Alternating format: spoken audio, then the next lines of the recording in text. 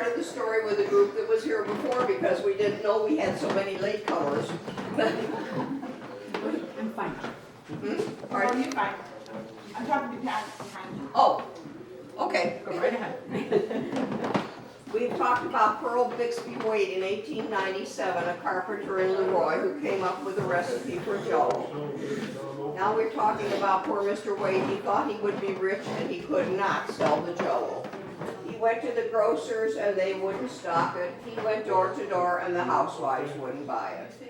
He had the Jell-O recipe for 2 years when along came Orator Woodward.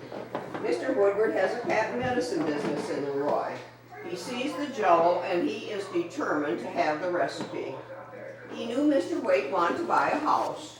He offered him the full price of the house in exchange for the Jell-O recipe. $450. Now Mr. Woodward has it. He's starting to manufacture it. He can't sell it either.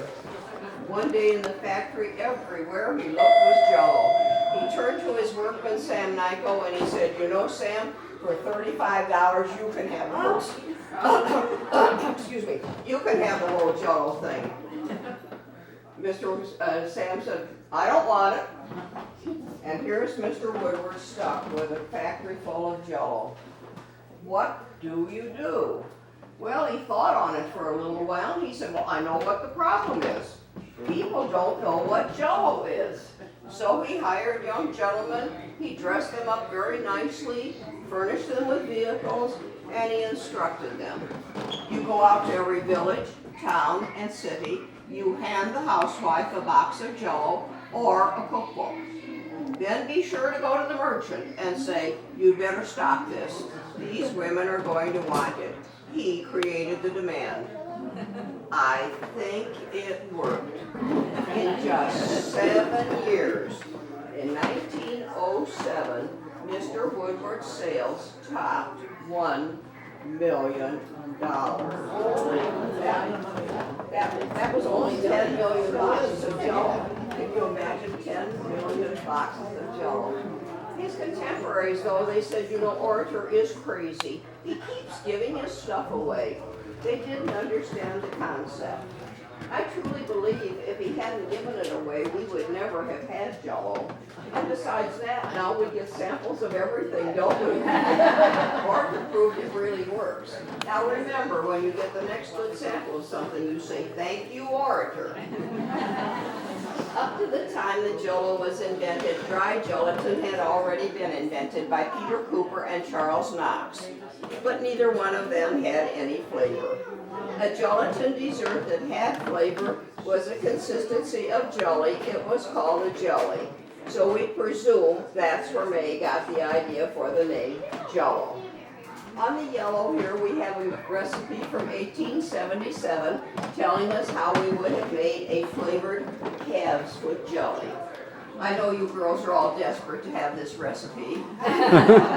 However, we are not allowed to give it out any longer. We were giving it out, but there was such a rush on calves' feet that we had to. You know, perhaps I did stretch the truth there. I lied. No one's ever wanted the recipe.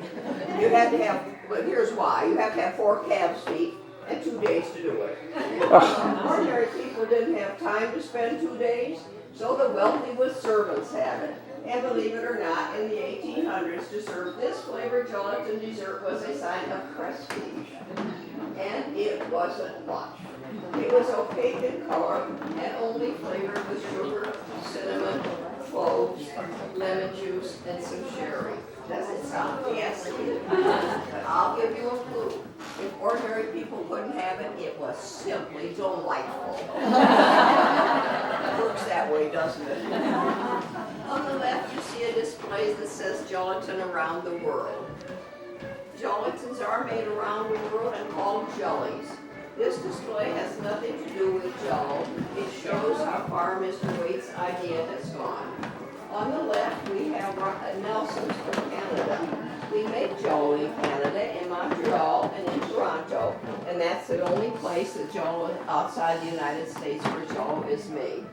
Next, we have one from Egypt.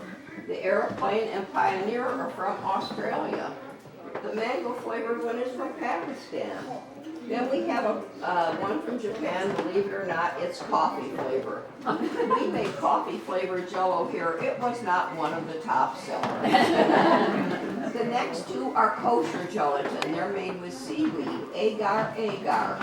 This doesn't bridge the dietary restrictions of the Jewish faith. People on strict vegetarian diets will eat it. Well, they have nothing to do with Jell-O. We are still an animal byproduct, basically. We're made with the connective tissue of cattle and swine. No horse's hoofs. Now, the horse's hoof story got started because the first man to dry gelatin was Peter Cooper, and he had, of all things, a glue factory. That's a little side story. Mr. Cooper packaged his gelatin for home use. We have a box of Cooper's gelatin. Right on the box it says, "Follow directions carefully, or you will have glue." Now, I know you think that sounds tasty. Oh, incidentally, this never happens with Jell-O.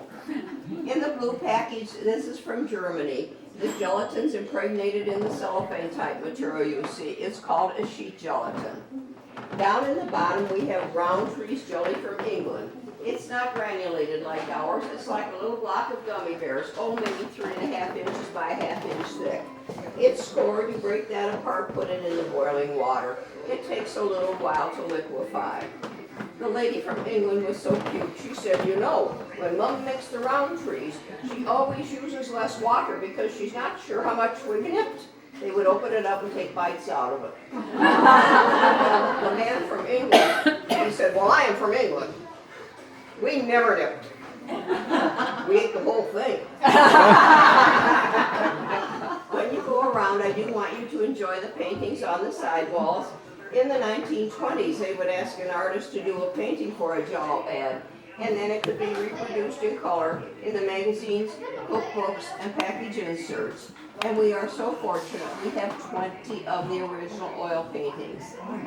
In the far, far back, we have a DVD we put in 6 years ago. Bill Cosby came.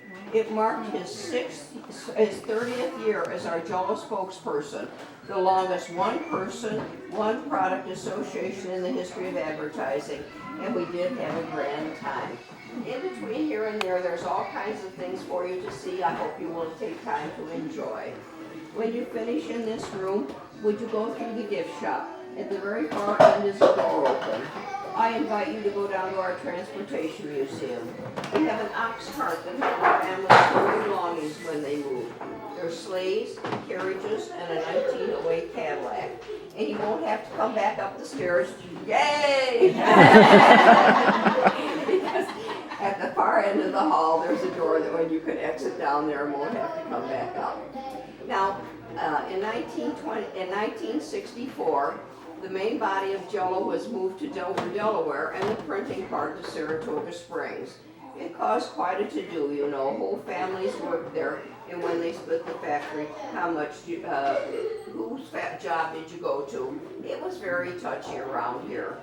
Some people in Leroy got so distressed when the Jell-O left, they've not had a box in their house in the last 46 years. I refer to that as a super snit. Now, I spoke about that coffee flavored Jell-O. Well, they did make a brown, it wasn't too popular, but what brown Jell-O did they make that was popular for a few years? You're right, chocolate Jell-O. Now, you know, I had never heard of chocolate Jell-O. And I was wandering around in here one day and I came across an ad by Rose O'Neill, the lady that invented the Cupid doll, did ads for Jell-O. And in this particular ad from 1912, it says right in there, Jell-O is made in 6 pure fruit flavors. Strawberry, raspberry, orange, lemon, cherry, and chocolate. Oh, please don't laugh. This is the ad that changed my life. My Hershey bar is now my food serving. And you will note it is making me a much more well-rounded figure.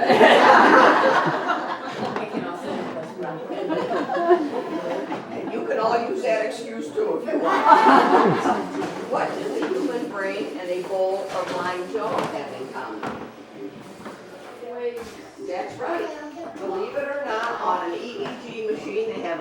brainwave. Dr. Upton in Toronto said you cannot tell if a person is alive or dead with just the brainwave. It seems the EEG machine is so sensitive, it will pick up other electrical impulses in the hospital and has been known to give a false reading. Well, to prove his point, Dr. Upton took the sensors from the EEG machine and put them right on that bowl of lime Jell-O, and there it went. Well, when we heard about it, we were positive he was on something besides Jell-O. We did it ourselves in St. Jerome's Hospital in Batavia, and around one of these corners, you'll look up, you'll see a picture of the girls doing the experiment. On the bottom is the lime Jell-O, up above it is the human brain. Now, in case you're interested, any flavor will do. However, Dr. Upton did prefer the lime because green does photograph just beautiful. Please make yourselves at home, have a good time, and I do hope I have jiggled your interest in Jell-O. I feel somewhat rested because you're sitting down.